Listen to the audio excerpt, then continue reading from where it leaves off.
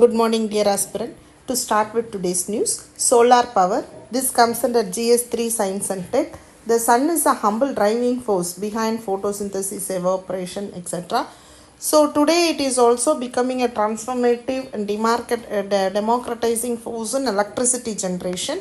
Solar technologies use clean energy from the sun rather than polluted fossil fuel. There are two main types. One is solar thermal, which uses solar energy to heat water, and solar PV, which uses solar cells to transform sunlight into electricity. Global solar adoption is increasing as a result of declining cost and expanding access to clean energy. India can achieve its climate commitment in an environmentally sustainable manner. The sun radiates an enormous amount of energy in the form of electromagnetic radiation. Solar photovoltaic technology converts sunlight directly into electricity through PV effect. The term PV is derived from the conversion of photons into electricity. PV cells are made up of semiconductor materials like silicon. When sunlight strikes the cell, electrons are knocked loose from the atoms, generating electricity. And grid-connected systems feed surplus electricity back into the grid. So PV systems come with small rooftop solar installations, and the cost of PV systems have fallen dramatically, making solar power cost competitive.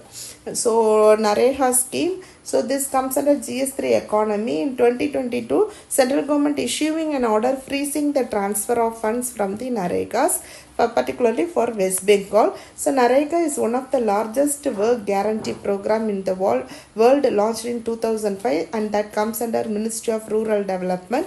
The major objective is to bring employment and empower the rural women, and to guarantee 100 days of employment in every fiscal year.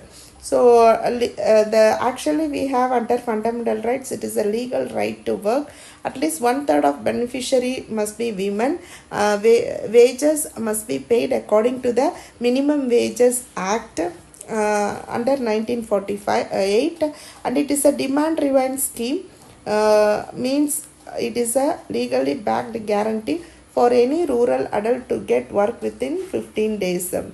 Decentralized planning, there is an emphasis on strengthening the process of decentralization. The Act mandates Grama Sabhas to recommend the work that ought to be undertaken, and at least 50% of the work must be executed by them. The underrepresentation of women in the judiciary, this comes under GS2 polity. The absence of women in the judicial system, which is glaring and widely discussed, almost always revolves around entry-level measures. Reason for low women representative is underrepresentation of women in judiciary is because of the patriarchal society, and they have to face hostile atmosphere within courtroom as well. It is a opaque collegium system functioning. More women tend to enter the lower judiciary at the entry level because of the method of recruitment through an entrance exam. But a higher judiciary has a collegium system that is tend to be more opaque, not transparent. No women representation also. Many states have a reservation policy of women in a lower judiciary. States such as Assam, Andhra, Telangana, Odisha, Rajasthan have benefited from such reservation.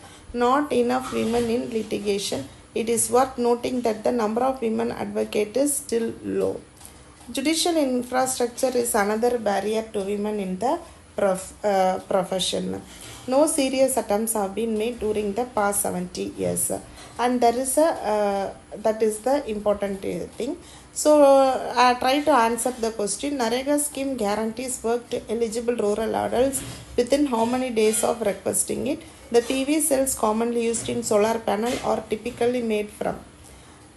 So examine the barriers to women representation in the Indian judiciary, particularly at the high levels. Also discuss its biases, limitations, recruitment processes that impact gender diversity in the judiciary. So as part of our new campus inaugural, we are providing the consolidated current affairs class with the affordable price. So feel free to contact this number if you have any queries. Thank you. Have a great day.